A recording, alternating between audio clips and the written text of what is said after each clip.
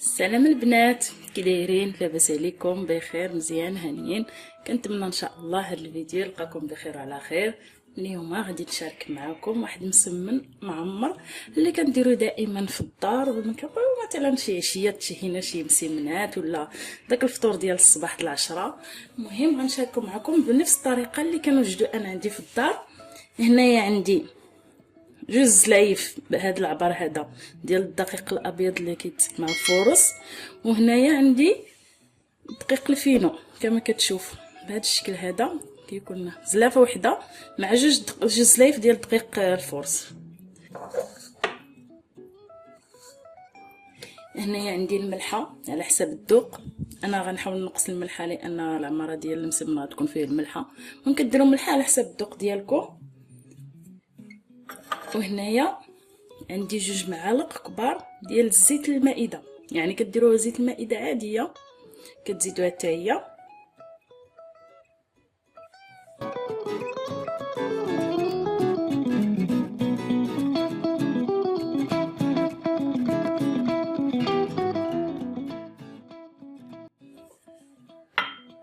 صافي هادو من الحاجه اللي غنحتاجها. وكنعجن العجين ديالي بالماء عادي من الروبيني، يعني ما كنسخنو ما حتى شي حاجه. غادي نعجن به العجين ديالي كما العاده. نبداو على بركه الله، بسم الله. كندير الماء على حسب العجينه. غير هو واحد ملاحظه البنات، ما تحاولوش هاد العجين ما تحاولوش تخففوه.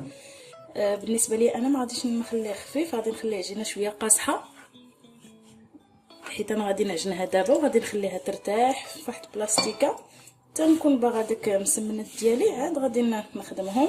المهم بالنسبه ليا في الاول كناخذ العجينه بحال هكا، كنعجنها غير بهذه الطريقه. كندير الماء شويه بشويه كيتجمع ليا العجين. هنا البنات العجين ديالي من بعد ما جمعته كيكون بهذا الشكل هذا. انا ما دلكتوش، انا غير جمعته، وكتكون العجينه ديالو قاصحه بهذا الشكل. غناخذو غنديرو في واحد البلاستيكه. فما بالنسبه للبنات اللي مزروبين بالعجين ديالهم غتحاولوا تدلكوه، ولكن انا ما مزروباش به، غنديرو في واحد البلاستيكه. وغادي ندوز باش نصايب الحشوه ديالي ديال المسمن، ونتلاقاو من بعد. من بعد ما خليت ديك العجين ديالي باش يرتاح، دابا غادي ندوز باش نصايب معكم العماره اللي غندير بها المسمن. عندي هنايا جوج ديال الخيزويات، جوج بصلات كيكونوا هكا. الا كانت بصله كبيره كديروا وحده، ولكن انا بالنسبه لي بغيت يكون فيها خضر بزاف، داكشي علاش غندير جوج بصلات بحال هذا الشكل هذا. فلافل الالوان انا عندي هنايا جوج، عندي خضراء وحمراء.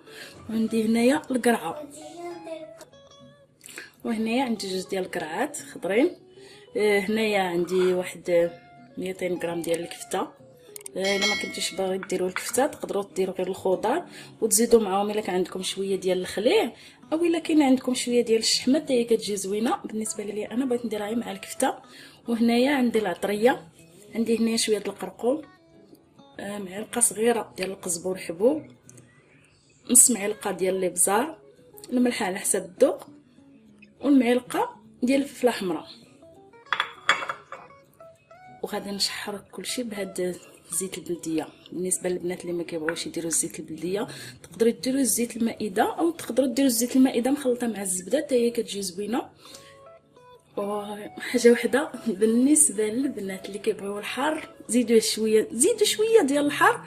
انا دابا ما متوفرش عندي الحار، ولكن المهم كتجي معاهم الحار حتى هي كتجي زوينه.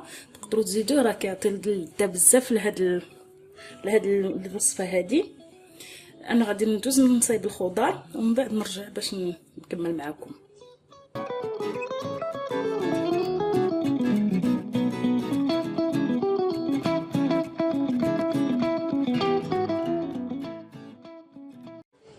هنايا البنات كما كتشوفوا انا قطعت البصله وقطعت الفلفله حتى هي. غادي ندير معاهم الزيت البلديه على حسب الذوق ديالي.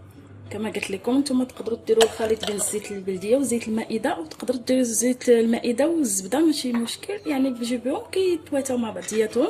هنايا كنجيب الملحه، انا ما غنديرش العطريه كامله، غندير غير الملحه بهذا الشكل هذا وغادي نخلطهم.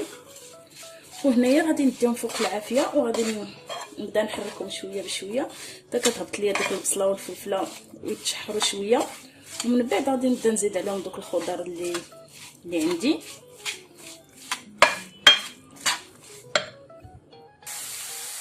انا البنات كما كتشوفوا معايا من بعد ما هبطت ديك البصله والفلفله كنجيب داك خيزو والقرعه كنكون حكيتهم بالحكاكه الغليظه بهذا الشكل هذا، كنزيدهم وانا كنحرك باش كيتخلطوا لينا.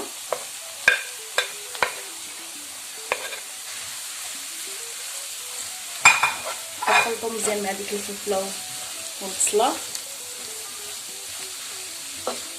نخليهم واحد 2 ديال الدقائق على بال ما يدخلهم الطياب، غنطلقوا باش نزيدو الكفته.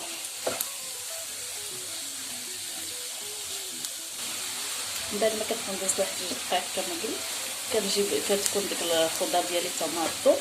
هنايا كنجيب الكفته كنزيدها وكنحاول نحلها شويه باش ما كتبقاش ليا مكوره. انا كنخلط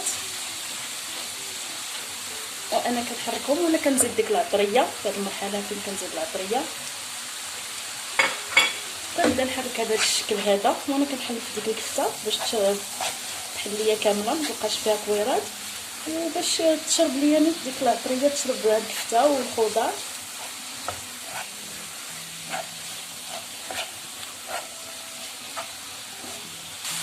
هنا البنات من بعد ما طاب داك الخضر اللي عندي والكفته حتى هي تشربت ديك العطريه وطابت، انا هنا غادي نزيد 2 ديال المكونات انا نسيت ما قلتهمش. كنزيد معلقه ديال الكمون صغيره، حيت كما كنقولوا دائما الكمون كنزيدوه في الاخير باش ما كيمرارش لينا، داكشي علاش نسيت ما ذكرتوش في المقادير. وكنزيد معدنوس طريق بحال هذا الشكل هذا. تقدروا ديروا الخليط ديال القزبر ومعدنوس، ولكن انا في هذه المرحله غادي نزيد غير المعدنوس. صافي كنزيدهم كنحركهم بحال هذا الشكل هذا باش يتخلطوا مع الخليط. وصافي في هذه المرحله كنطفي على الخليط ديالي وكنخليه يبرد. يعني هنا كيكون الخليط ديالي وجد انا غنطفي عليه ونخليه يبرد ونتلاقاو ان شاء الله من بعد ما يبرد الخليط باش نكملوا الوصفه ديالنا.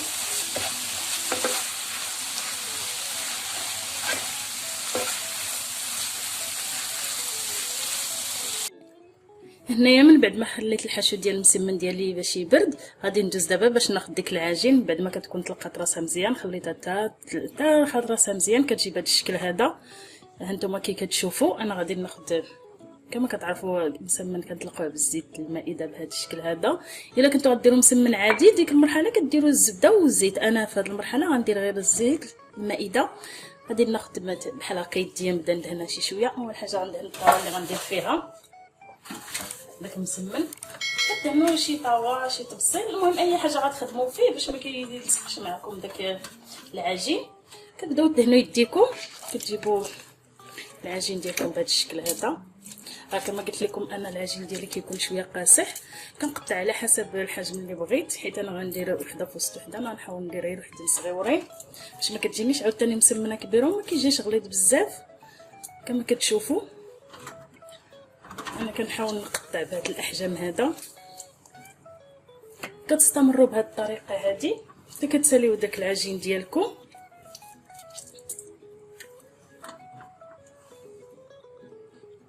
هنا البنات من بعد ما ساليت داك التقطاع ديال العجين ديالي دابا غادي ندوز باش ندهنو بالزيت بهذا الشكل هذا. كنحاول ندير ليه الزيت من الفوق باش ما كيديرش ليه ديك القشره، وباش هاد الزيت كيساعدو باش دغيا يطلق لينا. حاولوا المهم ديروا ليه بحال هكا تغطيوه شويه بالزيت.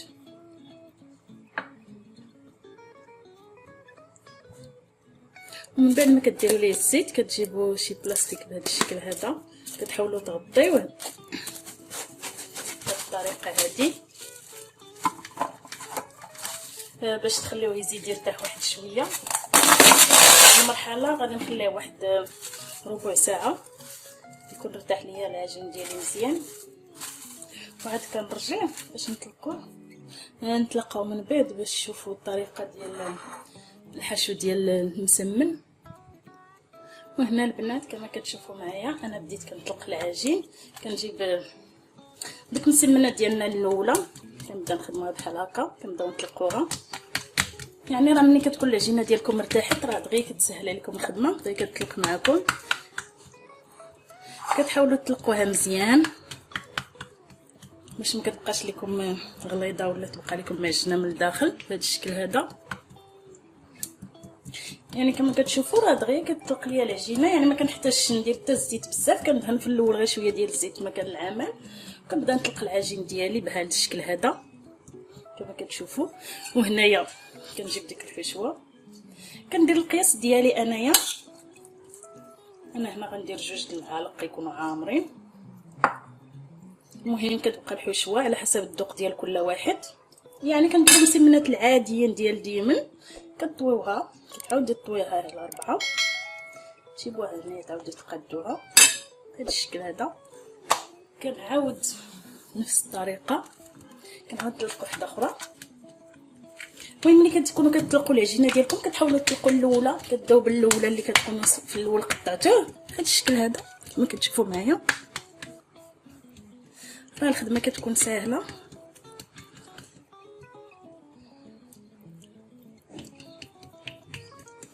بعد ما كنعاود نطلقها مزيان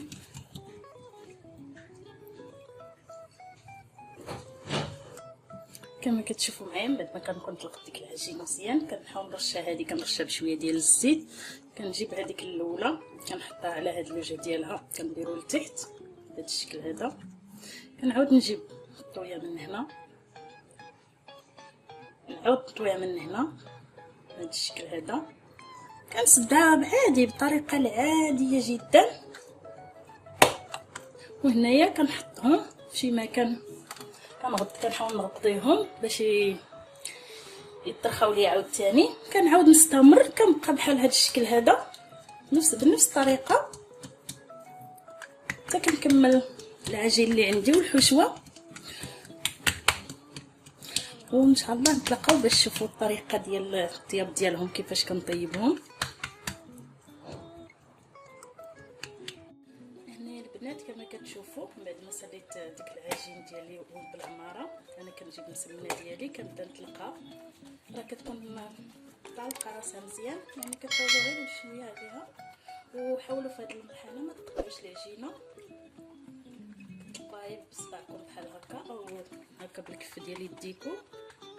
كتطلقوا على الحجم اللي نتوما بغيتو. كنتو كتعجبكم مسمن كلشي شويه غليظ راه كتخليو العجينه شويه غليظه. كنتو كتعجبكم المسمنات ديالكم يجيو شي شويه رقيقين وفيهم غير الحشو كتر، كتخليهم بحال هكا تكرسوهم على قد القياس ديالكم. هنايا كناخذ الحجم اللي بغيت كناخذها كنديرها في المقله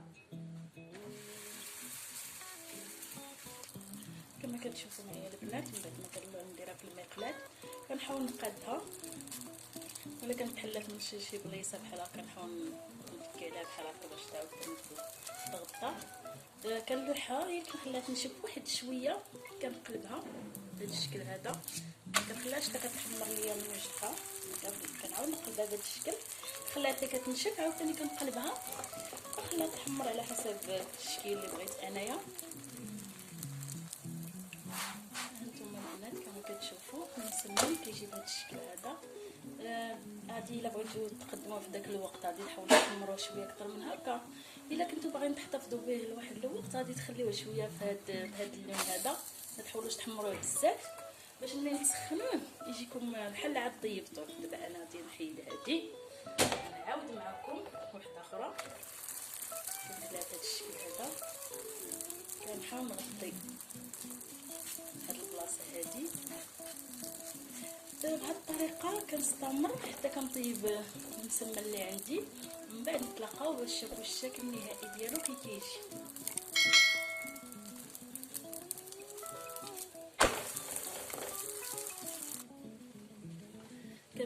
كما كتشوفوا البنات المسمن من بعد ما طاب كيجي بهذا الشكل هذا كما كتشوفوا معايا. راه كيجي خفيف ورطيطب وكيجي محمر كما كتشوفوا معايا. يعني الا وجدتوه حطيتوه للضياف ديالكم راه يحمر لكم وجهكم. هانتوما انا نقطع لكم وحده باش تشوفوا كيفاش جات الطاقه ديالها. انا كما كتشوفوا انا قطعت هذه. شوفوا العماره ديالها كيفاش كيجي من الداخل خاوي، وكتجي غير ديك العماره، يعني ما كتجي فيه لا عجينه لا والو، كما كتشوفوا معايا هانتوما كيجي محلول. وهنايا وصلنا للنهايه تاع الفيديو. كنتمنى الفيديو ديال هذا النهار يعجبكم، وكنقول لكم مع السلامه الى فيديو جاي ان شاء الله.